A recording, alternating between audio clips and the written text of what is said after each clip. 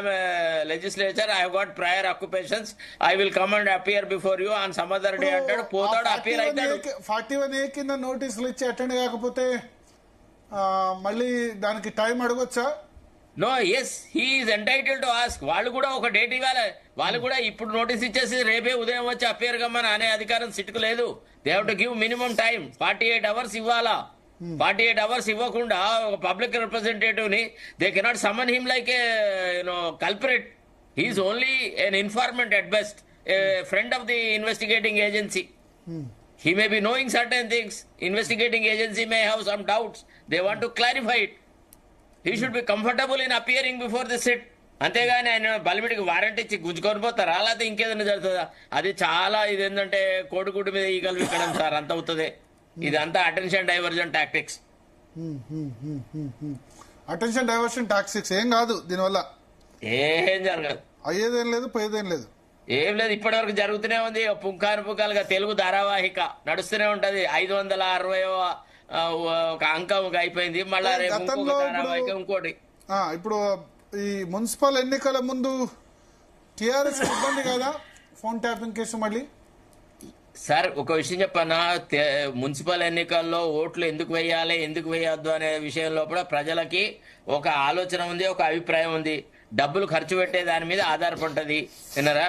Congress party ఇప్పుడు full డబ్బులు గల పార్టీ, ఎంత అంటే అంత ఖర్చు పెడుతుంది. మొన్న చూసినాం ఏం చేసినారు వీళ్ళు. తలకాయ కిందకి కాళ్ళు మీదకి చేసినా గానీ మున్సిపల్ ఎన్నికలలో కూడా కాంగ్రెస్ కి శృంగభంగం తప్పదు. అది కాంగ్రెస్ కి లోకల్ ఏరియాస్లలో ఎక్కడ కూడా they are not seen as a party which is wedded to the cause of the people. వీళ్ళు వాళ్లలో వాళ్లే సర్వనాశనమైనారు.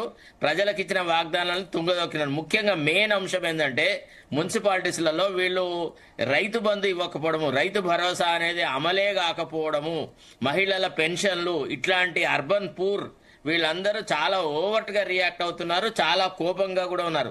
సరిగా డబ్బులు పెట్టి కొనుక్కుంటారు లేదా ఇంకేదన్నా. ఎందుకంటే మున్సిపాలిటీస్ లో అగ్రికల్చర్ ల్యాండ్ ఉన్న తక్కువ కదా. సరే ఉన్నాయి, ఎందుకు సార్ మున్సిపల్ టౌన్లలో వచ్చి ఉండే వాళ్ళంతా అగ్రికల్చర్ ఫ్యామిలీస్ లో వాళ్ళే సార్. వాళ్ళ పిల్లల చదువుల కోసం వాటి కోసం వీటి కోసం అని మున్సిపల్ టౌన్స్ లోనే ఉంటున్నారు. కాదని ఇంకా చిన్న మున్సిపాలిటీస్ లో ఇప్పటికి కూడా అగ్రికల్చర్ ఉంది. బట్ గ్రామాల్లో ఉన్నంత ఎఫెక్ట్ ఉండదు కదా ఈ రైతు బంధు ఇష్యూ. ఇవన్నీ కూడా సరే కొద్దిగా ఇంపాక్ట్ ఎక్కువ తక్కువ. ఇప్పుడు మున్సిపాలిటీలు ఏం డెవలప్ అయినాయి సార్? చెత్త చెదారము, పరిశుద్ధ్యం లేదు, అసలు నిధులు లేవు.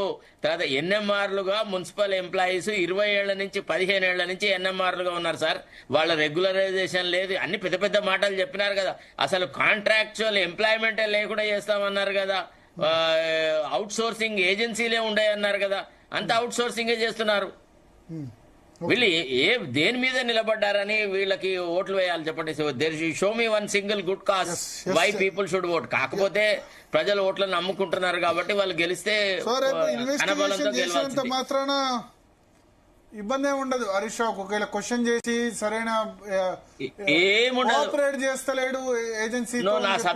అసలు హరీష్ రావు కనుక తెలివి ఉంటే ఏం లేదు, పోవాలి, అపియర్ కావాలి, వాళ్ళు అడిగిన ప్రశ్నలన్నీ వినాలి. లేదండి నాకు ఏం జ్ఞాపకం లేదు, నాకేం తెలియదు, వీటితో నాకు డైరెక్ట్ సంబంధం లేదు, అది నా మంత్రిత్వ శాఖ కాదు, నేను ప్రభుత్వంలో ఫలానా పోర్ట్ఫోలియోలో ఉంటుంది, ఈ టెలికమ్యూనికేషన్స్ కానీ లా అండ్ ఆర్డర్ కానీ ఏది కానీ నాకు సంబంధం లేదు, అంటే ఏజెన్సీతో కోఆపరేట్ చేయట్లేదు, విచారణ కోఆపరేట్ చేయట్లేదు అని అరెస్ట్ చేయరా?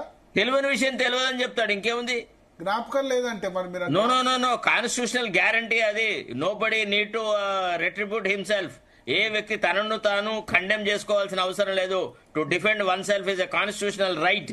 సో కాబట్టి హరీష్ రావుకి తెలిసే విషయాలు కొన్ని ఏమైనా ఉంటే తెలిసింది చెప్తాడు, నాకు ఇది తెలుసు అంటాడు. లేదా తెలియని విషయాలు ఉంటాయి అనుకోండి, నాకు డైరెక్ట్ నాలెడ్జ్ లేదండి, I cannot carry any here ఏదో